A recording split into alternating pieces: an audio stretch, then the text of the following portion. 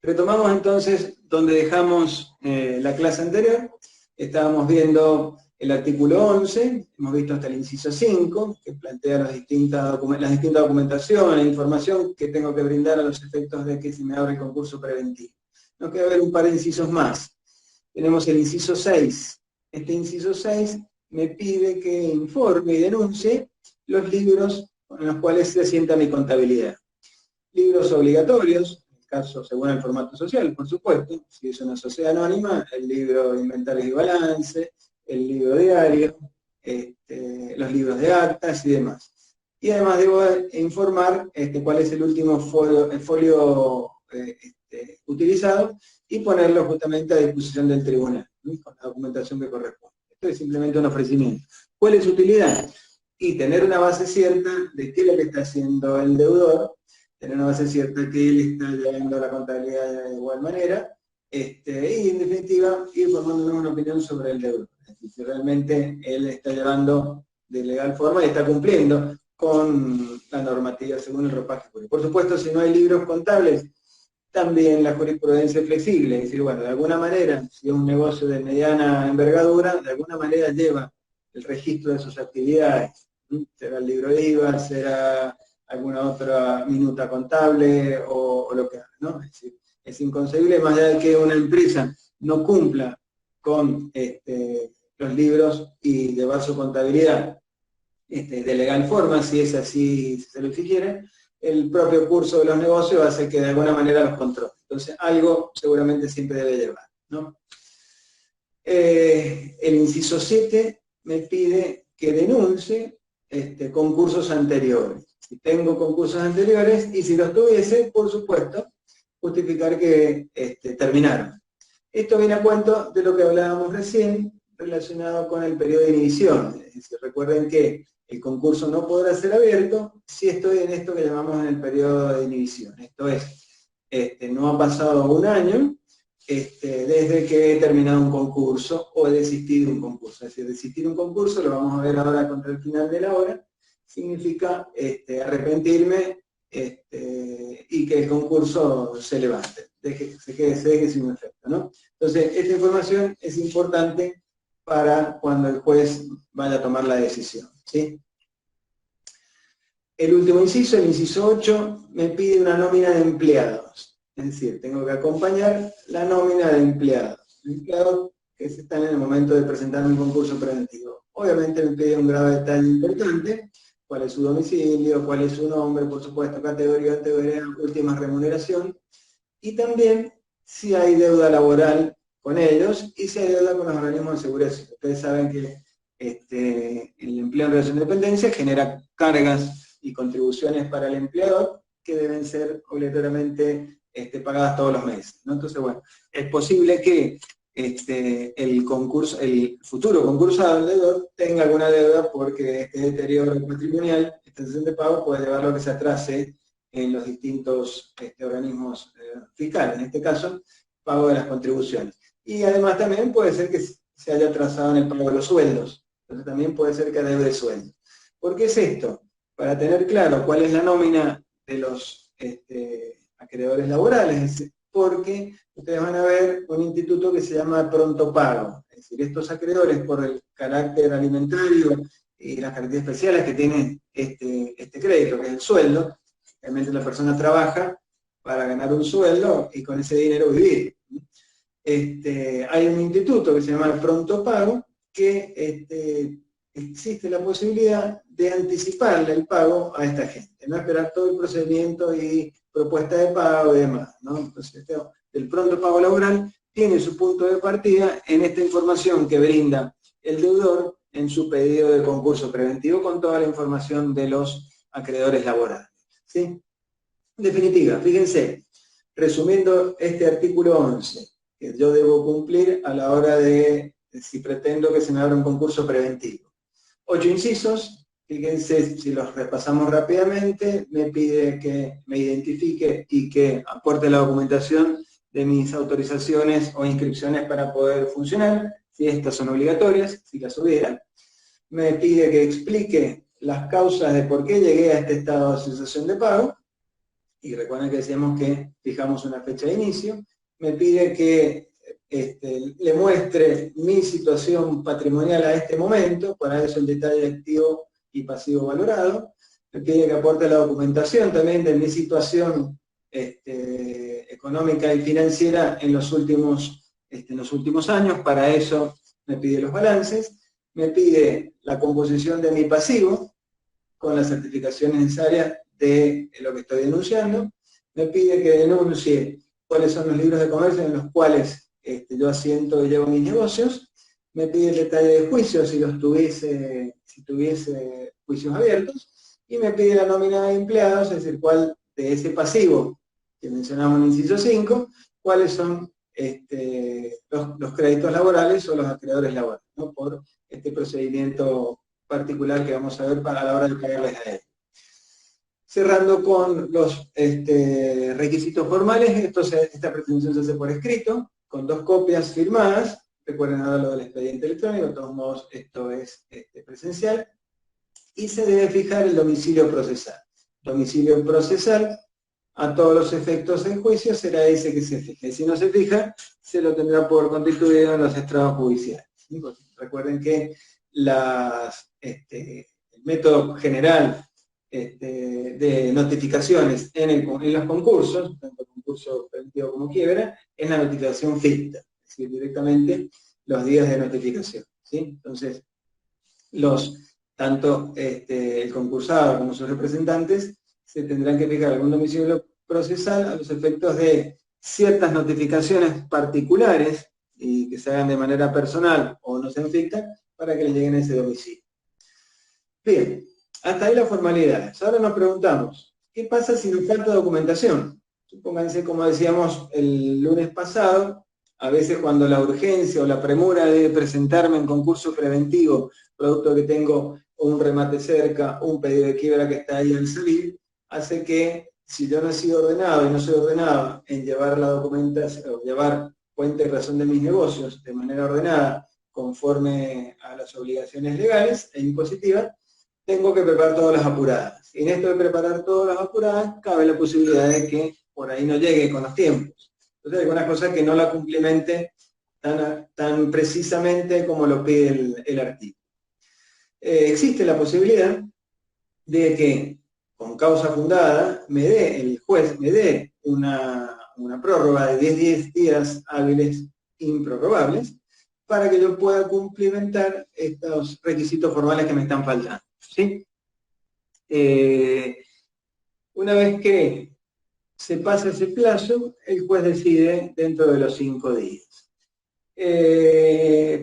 La doctrina en general es bastante flexible en este sentido en cuanto a la merituación de lo que presenta el deudor. Recuerden, como lo decía el lunes, el objetivo es que abrirle el concurso a esta persona a los efectos de que pueda solucionar su problema financiero, tratar de solucionarlo, ¿no? Sin caer, por supuesto, en cuestiones que sean graves, faltas a las formalidades, ¿no? Pero en general, incluso existe la posibilidad de que se puedan cumplimentar en la alzada en el caso de rechazo, es decir, en el caso de la apelación, ¿no?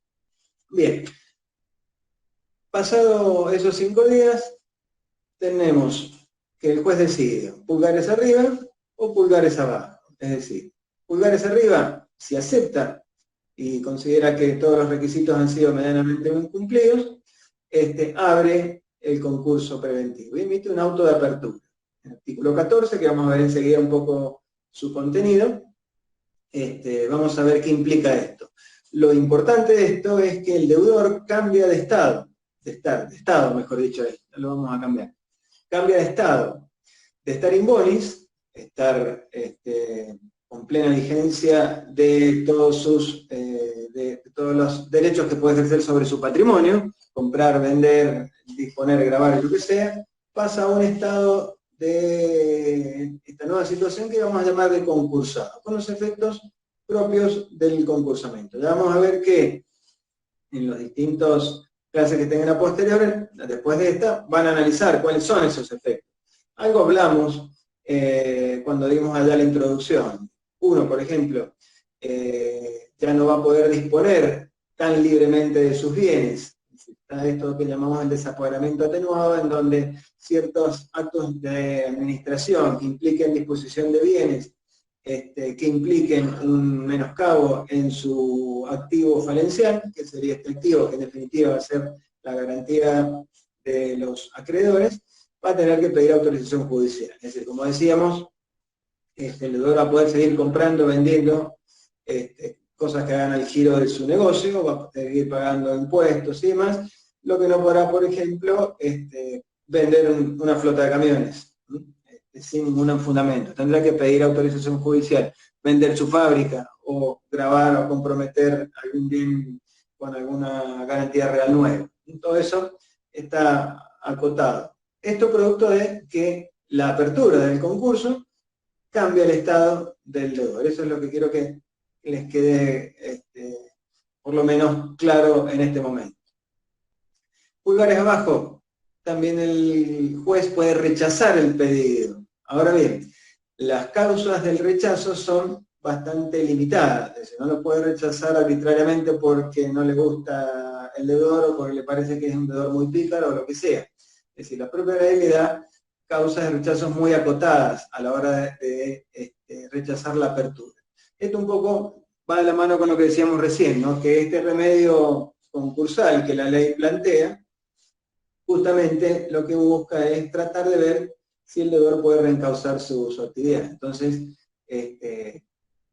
si se lo vamos a negar, por lo menos en esta primera instancia, tiene que ser por causas muy acotadas. ¿Cuáles son esas causas? Básicamente, fíjense, son aquellos que están relacionados con los requisitos sustanciales que veíamos recién. Es decir, si el deudor no es un sujeto susceptible de concurso preventivo, no hay forma que le podamos abrir el concurso. Si no ha dado cumplimiento del artículo 11, este es el que mencionábamos, que por ahí podría ser un poquito más flexible o mirarlo a la luz de lo que se está presentando según el tipo de sujeto. Si se encuentra dentro del periodo de inhibición, esto es lo que mencionábamos recién, si se encuentra dentro del periodo de inhibición, yo tengo un concurso desistido hace 4 meses, no me puedo presentar en concurso preventivo, ¿sí? O cuando la causa no sea de su competencia. Es decir, yo tengo, este deudor tiene sus negocios y su domicilio jurídico en Buenos Aires y presenta el concurso acá en Mendoza.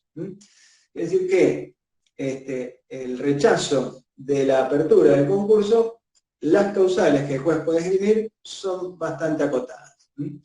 La resolución, por supuesto, es apelable por el deudor, quien quiere estar en concurso preventivo, y acá existe, como decía, la posibilidad de, y en esto la doctrina flexible, de poder cumplir los requisitos que faltaban en la Cámara. Los que pueden ser cumplibles, por supuesto, si soy un deudor no soy un deudor concursable, no habrá apelación que corresponda. Pero si me faltaron algunos papeles, estado flojo de papeles, como se dice, me faltaba un balance o faltaba algo, puedo apelar, y mientras está la apelación, complementar ahí los requisitos, de esa manera se me da el concurso. Es importante también rescatar que esta apelación es con efecto suspensivo, es decir, ciertos efectos del concurso preventivo sí se van a dar, pese a que no han sido abierto el concurso. Es decir, esto de la vigilancia sobre las actividades o la disposición que el deudor se haga sobre sus bienes durante este lapso en donde se está apelando, va a estar vigente. ¿Por qué? Y porque si en el caso de que se abre el concurso preventivo en instancia, en la apelación, los efectos se retrotraen a la fecha de presentación en el concurso preventivo. Entonces tenemos que velar que algunos efectos se cumplan. La otra, si no quiero apelar, es realizar un nuevo pedido, es decir, puedo complementar y volver a presentar.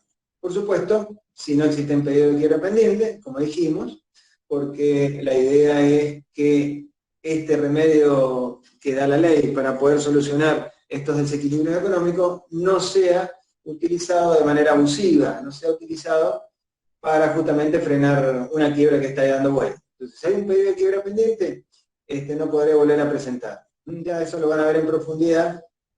¿Qué pedido de quiebra? Pueden haber varios pedidos de quiebra, lo que sea, ¿no? Entonces, ¿cómo se cuenta eso? Y lo otro, lo que mencionábamos también más temprano, si no estoy incluido dentro de ese periodo de inhibición, que es el año al cual mencionaba. ¿Estamos? Bien, hasta ahí entonces, recuerden, es el punto para ubicarnos de este tema 4, el punto 1 y 2. Ahora vamos a meternos en el tema, o el mismo tema, pero relacionados con la resolución de apertura y el desistimiento. Son los otros dos puntos que ustedes tienen en el programa, ¿sí? Entonces, vamos a ir por la alternativa en donde se acepta el concurso la apertura del concurso preventivo, se abre a través de este auto de apertura, que el contenido lo vamos a ver y analizar en el artículo 14. Lo importante, bueno, repetir, es el tema del cambio de estado de este deudor, pasa de estar in bonis a estar concursado con los efectos que ustedes ya van a ir descubriendo durante todo el dictado de la parte de concurso. Algunas cositas a tener en cuenta, hablando justamente de estos efectos. La apertura en concurso preventivo produce ciertos efectos que son en beneficio del deudor. Este deudor que venía con problemas económicos, por ahí la cuenta en rojo, por ahí algún remate que ya estaba por salir, justamente la apertura del proceso produce la suspensión de estos aspectos. Es decir, para hablarlo en términos de fútbol, si abrimos el concurso preventivo, en términos generales, significa parar la pelota para ver de renegociar. A ver si podemos renegociar la deuda. Entonces, todas estas medidas que pueden estar dando vuelta, que agravan el patrimonio del deudor, se ven suspendidas, ¿no? Si hay una subasta que queda suspendida, no hay eternum, ya lo van a ver. ¿Qué pasa si yo soy un acreedor con garantía real? Veré que en principio queda suspendida, pero podré seguir adelante con la misma.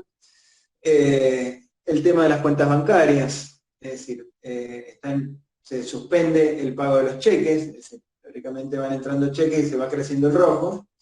El tema de los servicios públicos, debo la luz en la fábrica, la energía en la fábrica.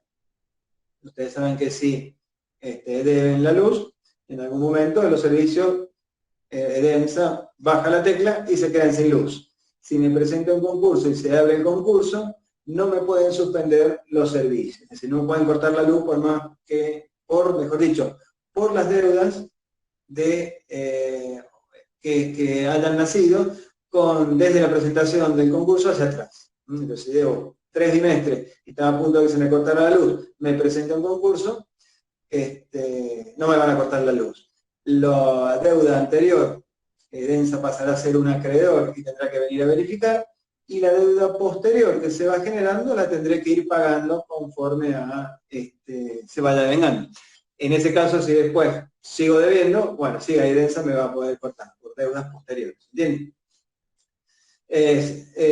Juicios que uno tenga en otra sede, en principio se van a suspender. Ya vamos a ver el tema, o van a ver el tema del fuero de atracción, cuál de esos se atraen, es decir, van a seguir tramitándose en el juzgado concursal, y cuáles no, y continuarán su trámite, es decir, no es que se suspenden in eterno.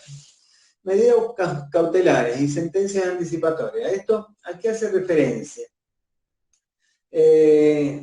Las medidas cautelares significan que el deudor que se presenta en concurso preventivo, como decíamos, tiene una situación bastante comprometida, o un juicio, como digo, un remate de la fábrica, por ejemplo, un remate de la fábrica inminente, no le da prácticamente mucho tiempo para que el juez expida estos 10 días que hablábamos recién en cuanto a que puedo tener de ingreso para presentar la documentación, después que el juez se expide y demás. En definitiva, el remate va a salir ya nomás. Y si no lo freno, que yo me presente en concurso, después se abre el concurso, pero mi fábrica ya fue rematada, me quedé vacío de patrimonio. Supongamos que, pongámoslo en ese caso extremo. Entonces, cabe la posibilidad que yo pida medidas cautelares al momento de presentar el concurso. Es decir, en concreto, en el caso que estamos hablando, que se frene, que se le prohíba o se detenga, mejor dicho, esa ejecución que está ahí dando vuelta. ¿Con miras a qué? y con miras a que se me abra el concurso. Esto se da y puede ser y es posible, por supuesto, hay que probar, en el caso del deudor que pide una medida cautelar, la urgencia de la misma y el daño grave que producirá la misma. Si está por rematarse un camión de los 6 que tengo, bueno, no tiene sentido porque no me va a agravar la situación. Quizás me la va a perjudicar un poco y cuando me abre mi concurso ya ese bien no esté, pero no es grave. Entonces el deudor, para pedirla, si bien los jueces acceden a estas medidas cautelares preliminares, tiene que ser en una situación grave, ¿sí? Tiene que probarse la gravedad del hecho, la inminencia del hecho, y cabe la posibilidad, fíjense que, porque esto hay una responsabilidad, ¿qué pasa si yo le estoy frenando, mejor dicho, el remate a ese tercero, a un banco, por ejemplo? Puede accionar después por daños y perjuicios. Por consiguiente, cabe la posibilidad que se le pida al deudor alguna contracautela, es decir, alguna otra garantía en función de futuros daños que pudiese haber causado y reclamos de esos daños por ese tercero que está siendo perjudicado. Y en definitiva, es una especie de anticipar, por eso esto de sentencia anticipatoria, una especie de anticipar ciertos efectos que se van a dar cuando se abra el concurso preventivo, ¿no? Lo hablábamos recién. Al cambiar al estado inconcursado, se suspenden los juicios, se suspende la subasta. Entonces la situación es, en estos casos tan graves y de inminente gravedad y de urgencia, podemos suspenderlo antes. Entonces, en definitiva es, resumiendo, anticipar un poco algunos efectos que se van a dar ante la apertura del concurso preventivo. Si después no se da la apertura, no, por eso hablábamos de la contracautela. ¿Se entiende? Bien. Centrémonos un poquito en el artículo 14. El artículo 14, dijimos, es artículo en donde es este auto de apertura, en donde vamos a ver que es bastante extenso, 3 artículos ordenan todo lo que el juez debe ir diciendo y ordena el proceso que se está abriendo en este momento, ¿no? También a los efectos de tratar de entenderlo un poquito mejor y que se les haga más fácil a la hora de estudiarlo, lo he dividido en estos 3 aspectos. Es decir, hay cosas que tiene que hacer el juzgado, acciones del juzgado, los que están resaltados en verde. Hay información relacionada con el cronograma, vamos a ver que el juez ordena todo el proceso, hay un montón de distintas etapas y situaciones que hacen que este proceso quede ordenado y quede ya regulado en el tiempo. Por eso hablamos de un cronograma, es decir, hay fechas que va a ir fijando el juez, y hay acciones que debe hacer el concursado, obligaciones que debe hacer el concursado también, ¿no? Incluso so pena de tenerlo por desistir, es decir, por cerrar el concurso si no lo cumple, ¿no? Entonces un poco ese es el resumen. No vamos a leer el articulado, vamos a ir comentando qué implica cada uno de los incisos. Después lo dejo para que ustedes lo lean tranquilamente la ley, no dejen de leerla, vuelvo a recomendar, hay que estudiar con la ley en la mano, ¿sí? Bien, vamos a ir inciso por inciso para hacerlo más ordenado. Fíjense que el inciso 1 lo que plantea es que, ¿qué es lo que va a hacer el juez? El juez declara formalmente abierto el concurso, esta declaración de apertura del concurso de este sujeto, como digo, le cambia la condición a sujeto concursado. Brinda los datos del concursado, justamente a los efectos de tener claro quién es. Si es una persona física, visible, bueno, obviamente el DNI, el nombre completo, porque pueden haber muchos, si hablamos de Juan Pérez, por ejemplo, pueden haber muchos Juan Pérez. De hecho, a veces hay errores en cuanto a las inhibiciones y distintas acciones por estos homónimos. Es decir, si se me llamo Juan Pérez, bueno, es clave tener el DNI, ¿no? Porque pueden haber muchos. Y también, si hay, si es una persona jurídica y hay sujetos que tienen responsabilidad ilimitada, socios con responsabilidad limitada, esa es la palabra que buscaba, también la información sobre ellos. ¿Por qué esto? Algo, ya lo comentamos, lo van a ver en profundidad más adelante, pero recuerden que decíamos que una de las formas de llegar a la quiebra es a través de la extensión. La quiebra de una sociedad importa también la quiebra de los socios con responsabilidad ilimitada. Entonces, bueno, vamos a ver que en ciertos aspectos y cierta información que está en este auto de apertura es medio anticipatorio de la futura quiebra, eventual futura quiebra, ojalá que no ocurra, pero toda esa información, si viene una quiebra, en quiebra indirecta, mucha información la tenemos en este auto de apertura. Entonces, en este inciso 1, lo que se declara son los datos de el hoy concursado y de los socios con responsabilidad ilimitada, ¿no? Para tenerlos perfectamente identificados. Bien, inciso 1. Inciso 2. Lo que plantea el inciso 2, que el juez ordena el sorteo de síndico. Ustedes ya han tenido una clase de síndico, ya conocen, están familiarizados posiblemente con la figura del síndico, ustedes saben que es un auxiliar de la justicia muy importante que va a intervenir durante todo este proceso. Entonces hay que, y va a estar presente desde el inicio, entonces hay que sortear de las listas A o B. El juez también decide qué tipo de concurso va a ser este, por consiguiente, qué tipo de sindicatura va a hacerse cargo, A o B, y ordena el sorteo, ¿no? Se hace lo antes posible, hoy es electrónicamente, ¿sí? No voy a abundar en esto porque obviamente ustedes han visto formación de listas y demás, ¿sí? Bien. El inciso 3, fíjense, esto ya va armando el cronograma, fíjense que este lo resaltamos en azul. ¿Por qué? Porque necesito los datos del síndico para que esto avance. Entonces, por eso lo puse ahí en cronograma. Es una fecha que hay que fijar, que es ahí en el corto plazo. El inciso 3 plantea que el juez fija una fecha para el vencimiento de la fecha de verificación de crédito. Recuerden, refrescamos un poquito cómo era el procedimiento. Una vez que se abre el concurso preventivo, estamos en la etapa de conocimiento. La etapa de conocimiento lo que busca es determinar y precisar el pasivo judicial, el pasivo concursal, ¿no? Precisarlo judicialmente. Para lo cual hay todo un procedimiento en donde los acreedores se presentan ante el síndico, luego el síndico analiza, emite su informe y después el juez define la suerte de esos créditos. ¿Cómo comienza esto? Con la fecha en la cual vence este periodo tempestivo, es decir, la fecha en la cual, o hasta la cual, mejor dicho, los acreedores se presentarán en las oficinas del síndico, presencial o virtual, según como sea el formato, para pedir su verificación de crédito. ¿Estamos? Bien. Inciso 4.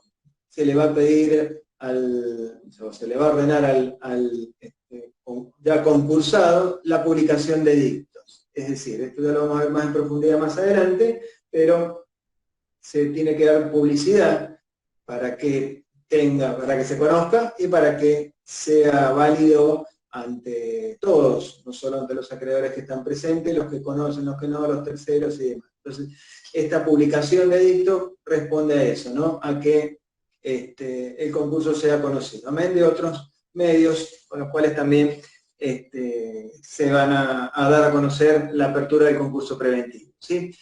Esta obligación cae en cabeza del deudor. El deudor es el obligado a publicar los edictos por 5 días en el boletín oficial de la jurisdicción donde se abre y en alguna otra jurisdicción si tuviese negocios en otros lados, ¿sí?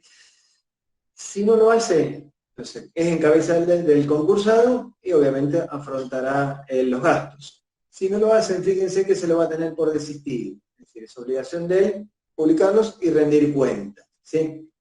Tiene que hacerlo lo antes posible.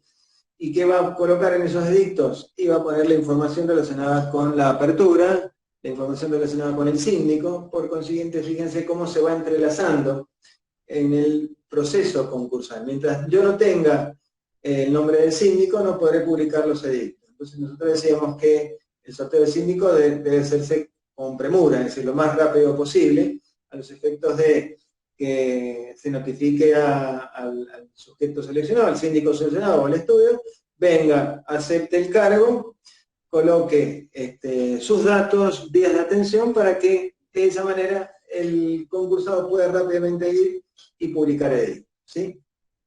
Bien. Inciso 5.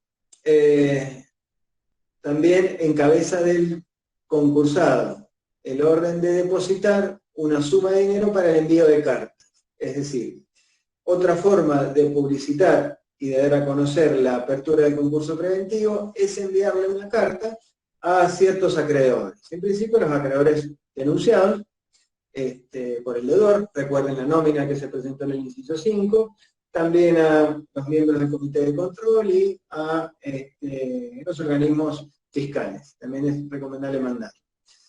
Esto, si bien no lo va a hacer el deudor, sí los gastos de correspondencia los afronta el deudor. Por consiguiente, el juez lo que hace es merituar cuántas son las cartas a enviar, las multiplica por lo que sale la carta certificada, y ese es el monto que obliga al deudor, denuncia, lo obliga a depositarlo en la cuenta de juzgado, ¿no? Después, el síndico va a ser quien mande esa carta, retire esos fondos y envíe la carta, ¿sí? Tiene que hacerlo, si no también se lo va a tener por desistir. Entonces hay que tener un dinero ahí guardado, el deudor, si nos ponemos los zapatos del deudor, para poder responder a estos gastos de correspondencia. Que dependerá, si es mucho o poco, obviamente, la cantidad de cartas que se vayan a mandar. Hay concursos que tienen un acreedor, 2 acreedores, 3, y hay concursos de 300, 400 o más acreedores, 1000 acreedores. Sin ir más lejos, piensen en el proceso que está llevando adelante, que tomó Estado Público, la empresa Vicentín, a partir del año pasado, ¿sí? Bien. Inciso 6. Dentro de las obligaciones del juzgado, orden de anotar la apertura de concurso en los registros respectivos. En Mendoza está el registro de procesos universales, donde será anotado, a los efectos de justamente que se anoticien todos. Ahí también uno puede recurrir a ver si tienen sucesiones, si hay otro anotado, ahí saltaría si hay algún concurso está abierto, o ha habido algún concurso, obviamente en esta jurisdicción. Si esto hubiese en otro lado, no nos podríamos enterar con este registro, ¿no? Pero sí, hay que anotarlo ahí. Es un mero trámite de mandarlo a inscribir. Inciso 7. Orden de anotar la inhibición de bienes. Fíjense acá, ya vemos otro de los efectos por el cambio de condición de este deudor a concursado. Él queda inhibido respecto de sus bienes. Es decir, si bien puede disponer, administrar de los bienes, recuerden, y vuelvo a insistir con lo que decíamos recién, la inhibición alcanza sobre todo a la disposición de los bienes. No puede vender la fábrica si está en concurso preventivo, ¿no? Puede seguir vendiendo mercadería y demás, ¿no? Inhibición simplemente tiene que pedir autorización al juez, no inhabilitación como si van a ver en la quiebra, son cosas distintas. Acá simplemente la inhibición para que su posibilidad de disposición de bienes queda un poco acotada, ¿sí? Bien. Inciso 8. Presentación de libros al juzgado. La orden para que el juzgado recuerde en la presentación del concurso, uno de los requisitos, ¿cuál era? Informar qué libros yo llevo y ponerlos a disposición del juzgado. Bueno, una vez que fueron puestos a disposición del juzgado, ahora el juez dice, tráigame los libros. Tengo que llevar los libros. Me pongo los zapatos del hoy concursado, tengo que llevar los libros que fueron denunciados, el libro de actas, el libro de inventario y balance, el libro diario. ¿Para qué? Y, primero, mejor dicho, ¿qué hace el juzgado con los libros? Los va a firmar, va a cerrar los blancos, por ahí si quedó alguna hoja vacía entre medio, y va a anotar justamente al final de hasta dónde están llevados. Y luego se los devuelve al concursado. ¿Esto para qué es? A ver, se lo devuelve para que siga anotando y siga llevándolo, por supuesto. Recuerden que el concursado sigue con la actividad. La intención de esto es que el concursado, bueno, no haga anotaciones postdatadas. Es decir, bueno, arregle para atrás algún asiento, complete alguna otra documentación, agregue un acta, lo que sea, ¿no? Entonces se hace un corte, y dice, bueno, hasta acá está llenado al momento que se un concurso, a partir de ahí se lo volvemos, seguirá llenándolo. Lo que está para atrás, si hay blanco y demás, se cierra y demás. El secretario lo cierra y se lo devuelve. ¿Estamos? Ese es el objetivo. También en cabeza del CAD, ¿sí? Entonces cuidado con esto, sí o sí debe cumplir. 3 días, dice por ahí el artículo, el inciso, en los cuales tiene que llevar los libros al juzgado. ¿Sí? Inciso 9. Fíjense, cronograma. Fija la presentación del informe individual, el artículo 35. Este es la palabra del síndico en relación a el trabajo que hizo sobre las solicitudes de verificación que se presentaron, y fecha para la presentación del informe general también. Un informe que habla sobre la empresa, un detalle, una descripción de la empresa, de un análisis de la empresa, que se presenta posteriores del artículo del informe individual, ¿no? A su vez también, para verlo esto, no nos vamos a detallar mucho en el cronograma porque, si mal no tengo entendido, el martes, no, hoy es miércoles, el viernes tienen un caso sobre presentación en concurso, donde van a ver bien el cronograma, van a ver un modelo, van a ver cómo firman las fechas, cómo se fijan las fechas y demás. ¿Estamos? Así que no nos vamos a detallar mucho en esto, pero sepan que se ordena el cronograma. Inciso 10, fecha de la audiencia informativa. También forma parte del cronograma. Se los he puesto en Bordeaux como opciones de concursado porque el concursado tiene amplia participación en esto. Esta audiencia informativa dentro del periodo de exclusividad, que era el periodo en donde el concursado negocia con los acreedores y va consiguiendo sus votos positivos. Él tiene que dar cuenta y razón 5 días antes del cierre de ese informe, ¿no? Pero formaría parte del cronograma también. ¿Estamos? Inciso 11. Acá le cabe al síndico, fíjense, intimación al síndico de la presentación del informe laboral. Un informe laboral se le pide al síndico. Esto está relacionado con el instituto que hablábamos recién del pronto pago, en donde lo que el síndico tiene que hacer es analizar, tomar la información que el concursado presentó en su pedido de concurso preventivo. Recuerden que presentaba la nómina de los acreedores laborales, cuándo se le dio, a quiénes eran y demás, constatarlo con los registros, hacer una pequeña auditoría de pasivos laborales y determinar si coincide o no coincide. Y a su vez, si existiesen algunos otros pasivos laborales que encuentre por ahí, ¿no? Entonces, el objetivo de este informe laboral es justamente constatar, ratificar lo que informó el deudor, por sí o por no, detectar las diferencias y demás. ¿Conviene a qué? A que se inicie este proceso de pronto pago. 2 palabras nada más, lo van a ver en profundidad, pero la coincidencia entre lo que informó el deudor y lo que informa el síndico, es decir, al señor Juan Pérez, que es acreedor laboral, se le den 3 meses, es correcto, es decir, esos créditos que no están litigiosos, se activa rápidamente el pronto pago. Los otros que donde hay problema, ya verán cuál es el procedimiento. ¿Estamos? También el síndico presenta, es obligación del síndico, presentar un informe mensual de la evolución del negocio. ¿Cuál es el objetivo de esto? La presentación de este informe mensual, en donde el síndico, ¿qué hace el síndico? Le pide un estado, un suma de saldo por lo menos, mensualmente a la empresa. Ya van a ver la labor del síndico, debe contactarse y demás, y le dice a la empresa que le aporte la documentación relacionada con el cumplimiento de las cargas fiscales, ¿no? Fiscales, previsionales y demás. Y con eso elabora un informe. Esto sirve para ver cómo va continuando la empresa, si la empresa ha podido seguir más o menos funcionando. También va a servir para ver si la empresa cuenta con fondos para poder pagarle a los acreedores, producto de este pronto pago, y sirve como información para ver si la empresa sigue siendo viable o no. ¿Estamos? Esto mensualmente, es una actividad que el síndico hace mensualmente. Y por último, el inciso 13 habla del comité de control. Este comité de control, que ya lo van a ver también en profundidad, es un comité o es un instituto que está creado para que justamente supervise o intervenga dentro de todo este proceso. hay distintas conformaciones. El comité el comité provisorio, o el primer comité que se forma, y está conformado por los acreedores, 3 acreedores quirografarios, es decir, acreedores comunes de mayor monto, que lo sacamos ¿de dónde? De la denuncia hecha por el deudor, no tenemos otra cosa por ahora.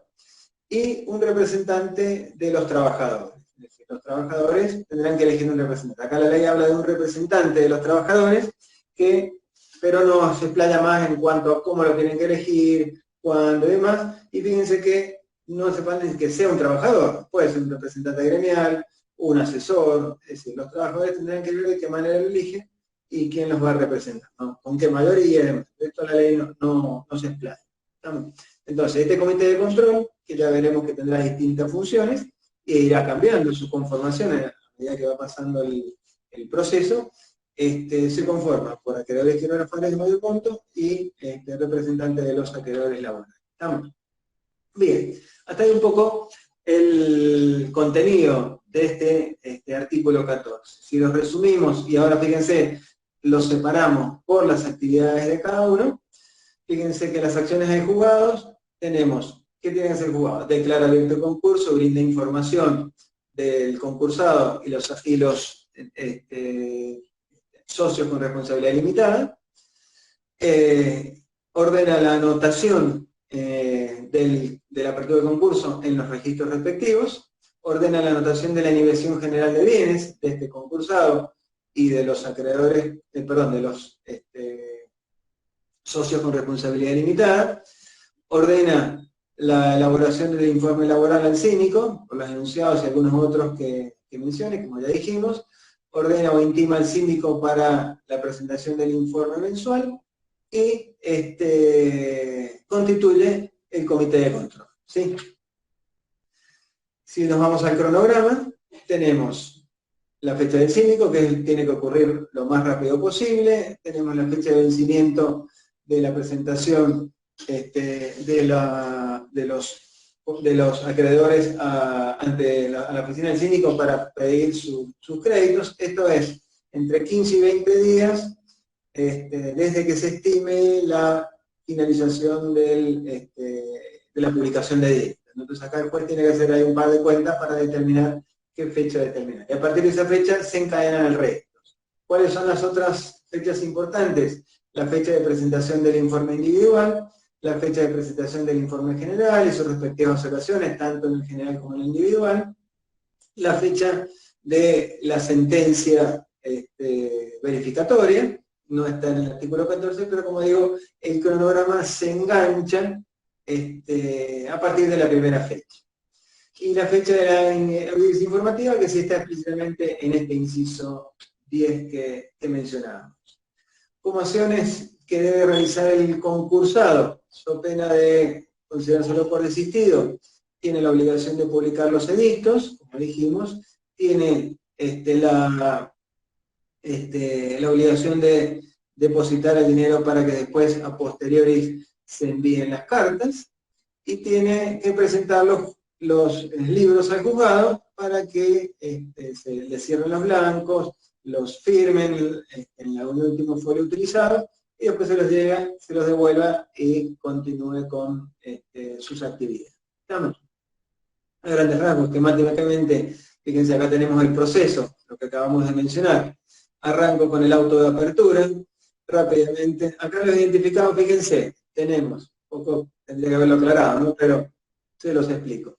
Lo que está en azul es un poco el papel importante que tiene el síndico, lo que está en verde, lo que hacen los acreedores, lo que está en verde, en donde interviene principalmente y exclusivamente el deudor, lo que está en violeta son acciones del juzgado, ¿no? Entonces, ¿de dónde arranca? Arranca de la apertura del concurso preventivo. El síndico rápidamente tiene que presentar los informes de pasivos laborales para poner en marcha esto del pronto pago. Mientras tanto, se abre este proceso de esta etapa de conocimiento, en donde los acreedores tienen que presentar las solicitudes de verificación. Una vez vencido ese plazo, está la posibilidad de las observaciones. Recuerden, las observaciones, si bien las he puesto acá en cabeza de los acreedores, también el deudor está habilitado para observar, ¿sí? Y los empleados, ¿no? Lo van a ver en profundidad, simplemente para que tengamos el esquema y se vayan ya haciendo en la cabeza la línea del tiempo, ¿no? Que es importante que ustedes la conozcan, ¿no? El síndico va trabajando y el resultado de su trabajo es el informe individual. El informe individual, a posteriori, analizando todos estos datos, se produce la sentencia, o el juez emite la sentencia de verificación, en donde, en definitiva, sella la suerte, al menos en esta primera etapa del proceso concursal, de los acreedores. Ahí el juez es el que define, en definitiva, quién es acreedor, cuánto se le debe y qué tipo de acreedor es, si quirografario, con privilegio, lo que sea. Cabe la posibilidad que el acreedor o el deudor también no esté conforme con lo que el juez resolvió y tiene la posibilidad de revisionar, es decir, de pedir que ese crédito se vuelva a ver. Intertanto, el deudor también ya va trabajando en las propuestas, las negociaciones que va a realizar, para lo cual segmenta a sus acreedores con este instituto que vamos a ver que se llama la categorización. Categorizar los acreedores implica segmentarlos, dividirlos, agruparlos por algunas características afines. Una vez que presenta esa categorización, el síndico también ha seguido trabajando, amén de, fíjense que en el costado está los informes mensuales de la actividad, que esto es una actividad periódica, ¿no? El síndico presenta este informe general en donde, entre distintas cosas de las que presenta, opina sobre la categorización, por eso es a posteriori de la categorización. También se abre un periodo de observaciones para este artículo, para este informe general. Una vez que tenemos esto, tiene que haber un pronunciamiento judicial respecto de la categorización, si la acepta o no la acepta. Entonces está la resolución de categorización por parte del juez. Entonces ahí ya quedaron firmes las categorías o los grupitos de los acreedores a los efectos de que se abra el proceso de negociación, esto que vimos que se llama periodo de exclusividad, ¿sí? En ese periodo de exclusividad el concursado va negociando y va consiguiendo el voto positivo, podríamos decir, o las conformidades, mejor dicho, sobre las distintas propuestas que va realizando. Está la audiencia informativa unos días antes del cierre del periodo de exclusividad. Cerrado el periodo de exclusividad, ya le cabe al juez dos alternativas. Si se lograron las mayorías, declara que hay acuerdo, y si está correcto ese acuerdo, no va a ver que puede haber acuerdo, pero no ser homologado, se homologa el acuerdo, y en ese caso vamos a ver que ya casi estaría cerrado el concurso, quedaría la etapa de cumplimiento. Así que el deudor o el concursado cumpla con la forma de pago nuevo. Si no hay mayoría, no hay acuerdo, dos alternativas ya lo vimos, no hay acuerdo. Para algunos tipos de empresas, tipos de sujetos concursables o de concursados, existe la posibilidad del countdown, y si no existe la posibilidad del countdown o fracasado se va a la quiebra. Entonces, recuerden que el proceso concursal, de concurso preventivo, si el deudor elige esta alternativa como forma para salir de su proceso de cesación de pagos, su problema financiero, tiene al final dos puertas. O se sale airosamente con un acuerdo, o me voy a la quiebra, ¿no? Esto es importante, y lo recalco, si a ustedes les toca en algún momento asesorar a una empresa, saber de que quede clara esta situación, sobre todo en su papel de contadores, de asesores, ¿no? Porque el abogado siempre dice, bueno, presentémonos en concurso, ¿sí? Bueno. Me detengo también dos palabritas para ir reforzando. Fíjense que soy bastante reiterativo, pero son temas que, si a ustedes les va quedando claro el esquema, y cómo se va engarzando cada una de las etapas, después les va a ser mucho más fácil cuando lo empiecen a llenar de contenido. Acá me detengo, recién veíamos el cronograma, ahora me detengo en la labor del síndico, ¿no? Que la van a ir viendo en el transcurso del dictado. Era lo que recién teníamos en celeste, ¿no? La labor del síndico en esta etapa es muy, muy importante, es muy activa. El síndico tiene una etapa muy laboriosa. Partiendo de los pasivos laborales, partiendo de su papel en la recepción de la solicitud de verificaciones, continúa con, recuerden, el informe mensual de actividades, va analizando los créditos y tiene que emitir el informe individual, luego el informe general, y luego también tiene una cierta participación en el control del cómputo de mayoría. Si bien por ahí lo hace el secretario del juzgado, el mismo juzgado, siempre se le corre vista al síndico para que diga si realmente se cumplieron con las mayorías y hay mayorías, ¿no? ¿Qué es lo que hay que hacer? Hay que contar, ¿no? Hay que contar las conformidades, ver, van a ver que hay un doble juego de conformidades, o de mayorías, mejor dicho, mayorías de capital y mayorías de personas. Entonces, bueno, hay que contar y ver si da. Y en ciertos procesos, el síndico tiene cierta actividad a posteriori del cierre del concurso preventivo, en la etapa de lo que se llama el cumplimiento. En general cae en cabeza del comité de control que mencionábamos recién, el cumplimiento del acuerdo. Pero a veces o no se constituye, en realidad los jueces siguen confiando en los síndicos, sí expresamente tiene esta función de cumplimiento del acuerdo en este instituto o este formato de lo que llamamos de pequeños concursos, ¿no? Algunos concursos que son abiertos bajo este formato. En ese caso sí, no hay comité de control y sí el síndico continúa en el control del cumplimiento. ¿Qué control del cumplimiento? ¿Qué viene a hacer? ¿A qué se resume? A ver si el concursado pagó las cuotas concordatarias tal cual como las fue prometido. En realidad, tengo que tenerlo agendado. Si son 5 anualidades, bueno, de acá a un año, posiblemente el concursado, una vez que pague, se presente al juzgado y diga: señor juez, mire, pagué la primera cuota, acá están las constancias. ¿Qué tendremos que hacer como síndico? Y ver esas constancias, si cobraron todos o si faltó alguno y demás, ¿no? Un control no es muy complejo, salvo, bueno, que haya mucho no creer y demás, pero hay que hacer. ¿Estamos? Entonces, un poco, fíjense que la labor del síndico es bastante ardua durante todo el proceso, en especial en la etapa de determinación del pasivo concursal, ¿no? Bien. Bien. Queda poquito. Un ratito lo cerramos, 15 minutos lo cerramos. Porque es miércoles, pero parece viernes, ¿no? Con el periodo de la mañana, sobre todo ustedes que son jóvenes, seguramente tendrán algo planificado. Bueno. Unas cositas más y terminamos. Vamos con la publicidad. Me detengo un segundito en esto. Recuerden que decíamos que, abierto el concurso preventivo, este concurso preventivo debe darse a conocer. Debe darse a conocer a todos. ¿Quién lo conoce en ese momento? Y lo conoce el juez, la gente del juzgado, y el propio concursado. Y algún que otro creo que por ahí ya sabe, o está husmeando, o sabe que este deudor estaba con problemas y demás, ¿no? Entonces hay que darlo a conocer a todos los actores, a todos los implicados y a los futuros implicados, es decir, terceros que por ahí puedan no ser acreedores, pero pueden verse afectados. ¿Cómo lo vamos a conocer? Hay distintas alternativas, no alternativas, sino hay distintas herramientas que la ley plantea a los efectos de que esto pueda ser conocido por todos. Una, como ya dijimos, es la publicación de edictos.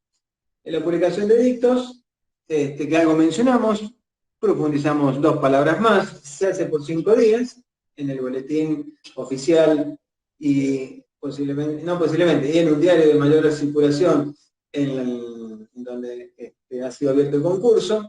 Si hubiese alguna otra sede de negocios importantes, también se debería publicar ahí. Pongamos que tengamos también negocios en Buenos Aires, no clientes solamente, sino bueno, que lo justifique, tengo bienes y demás, bueno, en ese caso sí se publica. ¿Sí? Vimos que cae en cabeza del deudor, vimos que, o comentamos que cuál sería el contenido y los principales datos del proceso, que es el concurso, los datos del concursado, el cronograma y los datos del síndico. Entonces veíamos que mientras no esté definido quién es el síndico, no podíamos avanzar con esto, ¿no? Pero estos 5 días se contarían en el momento en que ya está conocido el síndico. ¿Cómo se conoce el síndico? Porque figura en el expediente, directamente en el expediente. ¿Cómo lo conoce el concursado? justamente porque él, recuerden que a partir de la apertura del concurso preventivo, tiene la obligación de notificarse. Notificación en general, como decíamos, es ficta. Es decir, no le van a mandar ninguna cédula personal al domicilio establecido, sino simplemente cuando ya figura en el expediente y pasa el día de notificaciones, se lo considera, ahí se empieza a correr el plazo, ¿no? Ustedes lo habrán visto esto con el profesor Farapane cuando vieron las normas procesales, ¿sí? Bien, en realidad el concursado está ahí esperando tener los datos del síndico porque si ha hecho todo esto para que le hagan el concurso, no se va a quedar o no lo va a cerrar justamente, o se va a arriesgar a que se lo cierren por esta situación, ¿no? Entonces en realidad está ahí expectante a que tener los datos del síndico para ir corriendo y publicar, ¿no? Y después, con un simple escrito, aporta las pruebas. ¿Qué es lo que aporta? Ahí aporta el boletín oficial, la primera y última publicación, ¿no? Es muy sencillo esto. Como decíamos, el no presentarlo, o el no publicarlo, tiene, o es una causal de desistimiento, ¿no? Es decir, le van a cerrar el concurso en buen romance. Esta publicación de edicto tiene los efectos para todos. Esto hace que se considere conocido por todos y los efectos sean, pueden ser aplicables a todos, ¿sí? Entonces después nadie puede venir diciéndolo en criollo, nadie puede decir, mire, yo no sabía, contraté con el concursado, que está concursado y yo no sabía. La publicación surte ese efecto. Refuerzo de esa publicación es la carta a los acreedores. Carta a los acreedores que la manda el síndico. Una vez que el síndico está en funciones, lo primero que tiene que hacer, más allá de ponerse a leer el expediente más, es abocarse a mandar la carta a los acreedores. ¿A qué acreedores?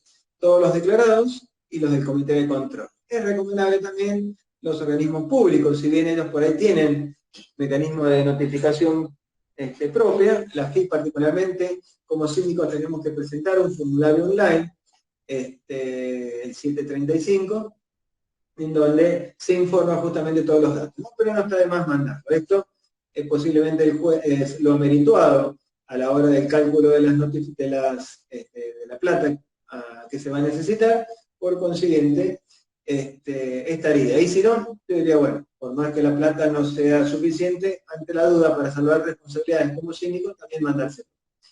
¿Cómo lo mando? En lo operativo seguramente lo van a comentar en la práctica, pero es muy sencillo, es decir, tendré que pedirle las direcciones, si es que no figuraban en la nómina, de todos modos se las pido en algún archivo, algo para informatizar esto, hacer una carta modelo, preparar los sobres, ensobrarlo, ir al correo, pedir turno y mandar, y pagar. ¿Y después qué? Rendir cuentas. Rindo cuentas, al juzgado me presento, previamente, por supuesto, he ido al juzgado y he retirado los fondos, ¿sí?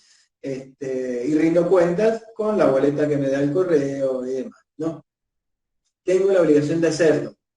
Si no lo hago, ¿qué efectos puede tener? En realidad no invalida el proceso. Es decir, el acreedor no va a poder venir a decir después que no vino a la presentación tempestiva porque no recibió la carta.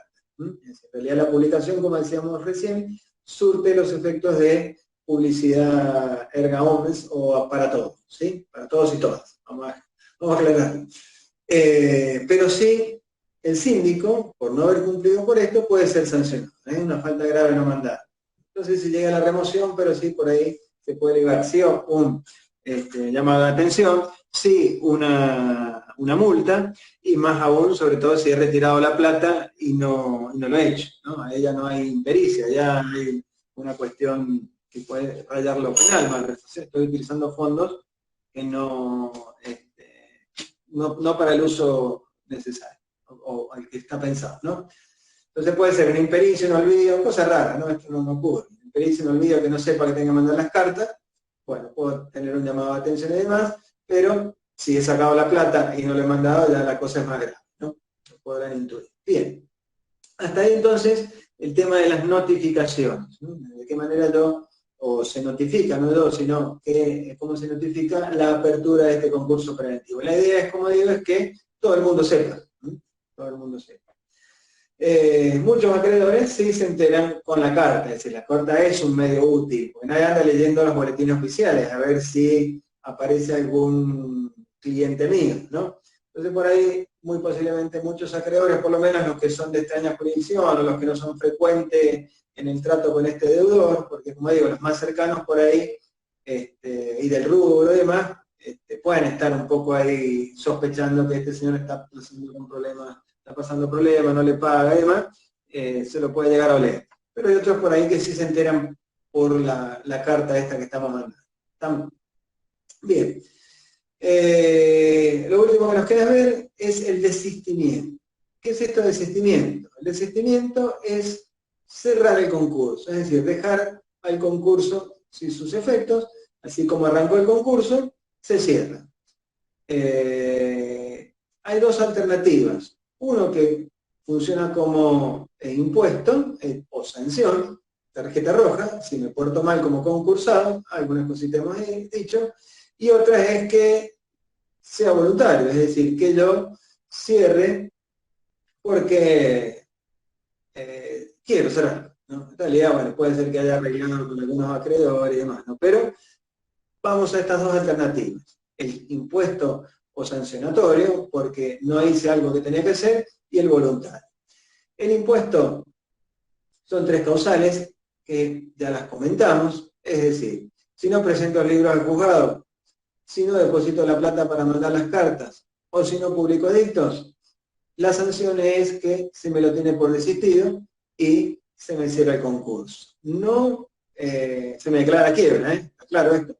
Es decir, que yo no haya llevado correctamente, no me haya portado bien correctamente, al menos en esta instancia en el concurso, no significa que se me va a declarar la quiebra. Sí, quizás más adelante, cuando no logre el acuerdo. Recuerden que decíamos que si no logro el acuerdo, ahí sí se me va a tener, o la sanción es la quiebra. En esta instancia no, me cierran el concurso. Yo era el interesado que se abrió el concurso, no hice lo que tenía que hacer, me cerraron el concurso. ¿Qué significa?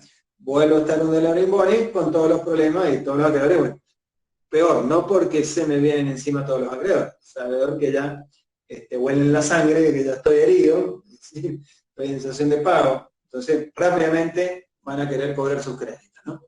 Bien, ese es el impuesto porque funciona como sanción. La otra alternativa es el voluntario, es decir, yo puedo cerrar también mi concurso y decir, miren, cierro el proceso. Dos momentos para empezar. Primero, si yo lo hago antes de la primera publicación de edicto, antes de que salga la primera publicación de edictos, no necesito ningún tipo de conformidad, no necesito dar ningún tipo de explicación. Cierro el proceso y se acaba. Obviamente tendré que correr con los gastos, porque haber puesto en marcha el servicio de justicia no es gratis, ¿no? Entonces, bueno, tendré que pagar los gastos que se me tarifarán en ese momento, pero no necesito dar explicaciones ni presentar nada. Digo, cierro, pago, se acabó. La otra alternativa es cuando ya ha pasado la publicación de edictos, tengo plazo hasta que empiece el periodo de exclusividad. Fíjense que es un periodo bastante largo, pero para poder hacerlo necesito ciertas mayorías. La mayoría, o ciertas anuencias, o conformidades, si queremos decir, de los acreedores. Acreedores que representen, que sean la mayoría de acreedores, y que representen el 75% del capital quirografado. Esto, la base para calcular esto, hay que ver cuál es la etapa del proceso. Fíjense que acá entonces, antes de pasar a ver un poquito más cómo se forma la base, que en definitiva, ¿qué hay acá también? Es otra estrategia que el concursado puede llevar adelante también, ¿no? Cabe la posibilidad de que empiece una prenegociación con los acreedores. El proceso concursal plantea parar la pelota, como decíamos, y después tratar de renegociar las condiciones de la deuda con los distintos acreedores, a fin de lograr un acuerdo con nuevas condiciones y de esa manera salir de este estado de excepción de pago, un acuerdo que pueda pagar. Pero fíjense que esto del desistimiento me plantea otra estrategia que yo puedo seguir, que puede también ir de manera junto con la estrategia general de la propuesta que yo le hago a los acreedores. Es negociar con estos acreedores de qué manera voy a pagarle para ir consiguiendo su conformidad. ¿Por qué? No seamos inocentes. ¿Por qué el acreedor me va a dar su conformidad a que se levante el concurso si no es que le he prometido el pago, o mejor dicho, le he pagado, ¿no? Salvo que sea un acreedor bueno, acreedor que lo convenza o lo que sea, no me va a dar su conformidad para levantar el concurso si es que no hay una negociación de pago o pago de por medio, ¿no? Esto no hay que explicitarlo porque recuerden que bueno, estamos en concurso y tenemos ciertos efectos, ¿no? Entonces quería hacerles notar esta situación de que pueden haber dos negociaciones con los acreedores, ¿no? Pueden haber conversaciones con los acreedores antes de iniciar mi periodo de exclusividad, ¿no? Yo empiezo a cumplir con ellos antes. Y después, bueno, dependerá de la conformidad de mi acreedor. Quizás tengo 2 o 3 acreedores grandes y otros más chiquitos, entonces, bueno, empezaré las conversaciones con ellos. Bien, la cosa es que este desistimiento, entonces decíamos, el momento es desde que se abre el concurso preventivo hasta que se inicia el periodo de exclusividad, ¿sí? Según el momento, es lo que tengo que presentar. Hasta la primera publicación de edicto, que es lo que tenemos acá en verde. Recuerden, no necesito ningún tipo de mayoría, nada. Y después de la publicación de edicto, recuerden, necesito mayoría de personas. Mayoría de personas, ¿qué significa? La mitad más uno, ¿no? Como Boca. Sé que algunos, y sobre todo al profesor titular, no le va a gustar esa comparación, porque es de River, pero la mitad más uno, podemos decir, es como Boca, ¿sí? Si son 10 acreedores, 6 acreedores. Es fácil la cuenta. Y el 75% del capital computable de acreedores quirografados. Y acá lo que decíamos, y nos explayamos un poquito más, respecto de cómo tomo esa base. Y depende del momento en el cual yo logre esta situación. Si este es el momento del vencimiento de la presentación tempestiva, es decir, el momento de la presentación de la solicitud de verificación, la base de cálculo para calcular estas dos mayorías que hablábamos recién, estas dos condiciones, mayoría de personas y 75% de capital, es acreedores enunciados, recuerden la nómina del inciso 5 del 11, y los presentados a verificar. Entonces, todos estos acreedores será la base que se tendrá en cuenta para sacar este calculito. Si se presenta el informe individual ya por parte del síndico, la base de cálculo son todos los acreedores aconsejados por el síndico, los verificados y los admisibles. Ya van a ver que son los acreedores que entran dentro del proceso. Hay otra categoría que se llama inadmisibles, y son acreedores que se los han rechazado, ¿sí? Entonces, de los verificados y declarados admisibles por parte del síndico, esos se tendrán en cuenta para el cálculo de esta base. Pasada la sentencia de verificación, recuerden que venía el pronunciamiento judicial, el juez ya define la suerte de estos acreedores. En ese caso, la base es los acreedores declarados ya por el juez, no por el síndico, o aconsejado por el síndico, ya declarados por el juez, verificados y admisibles. Que esta va a ser también la base que se va a tener en cuenta a los efectos de la negociación de las propuestas en el periodo de exclusividad, ¿no? Entonces, dependiendo del momento en que esté, es cómo se va a lograr la mayoría. ¿Está claro? Esto es hasta el momento en que comienza el periodo de exclusión. Una vez que empieza el periodo de exclusividad, ya no hay alternativa de desistimiento. Y si plantea la ley, después lo leen, que si yo presento las conformidades y no logro la mayoría en alguna de las etapas, pero a posteriori sí, se me levanta el concurso, se me lo tiene por desistir. Es decir, supónganse que yo tengo acreedores denunciados y presentados a verificar. Tengo ciertos acreedores, ciertos votos favorables, conformidades para que se levante el concurso.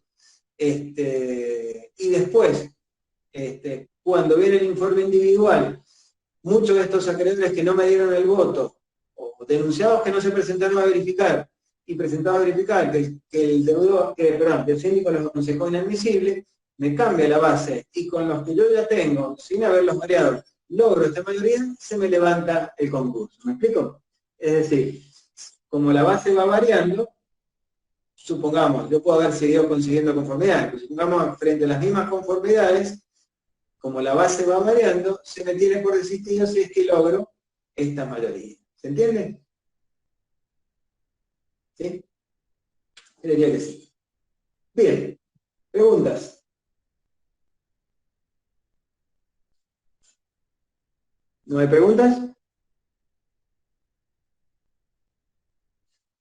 Bueno, entonces los libero. Si no hay pregunta, después ya cuando tengamos el video va a estar subido.